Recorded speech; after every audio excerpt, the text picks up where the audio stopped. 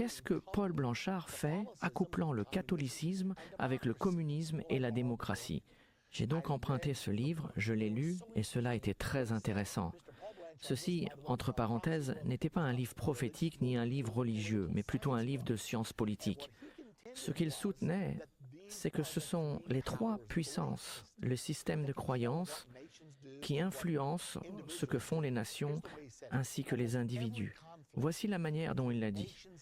Presque chaque conflit entre les nations dans notre histoire contemporaine a été produite par des conflits entre trois puissances, le communisme, la démocratie et le catholicisme. Et là, je me suis demandé s'il y avait une chance que le catholicisme soit la puissance blanche. J'ai commencé à étudier et j'ai trouvé un autre livre appelé « Les clés de ce sang », écrit par un grand écrivain catholique romain du XXIe siècle, M. Malachi Martin. J'ai interviewé M. Martin plusieurs fois durant notre émission de radio quotidienne « Politique et religion ».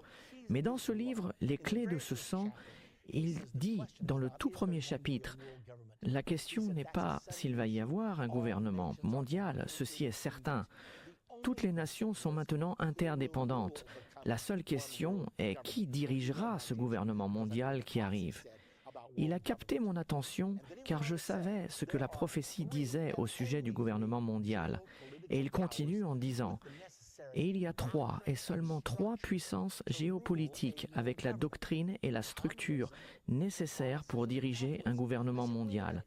Le communisme, le catholicisme et le capitalisme. » Je me suis dit, attends un peu, il dit exactement la même chose que Paul Blanchard a dit dans son livre. Il doit y avoir quelque chose de vrai. J'ai donc décidé de voir si je pouvais prouver si le blanc a quelque chose à voir avec le catholicisme. Je me suis rendu compte que c'est la tradition dans l'Église catholique que le pape s'habille en blanc.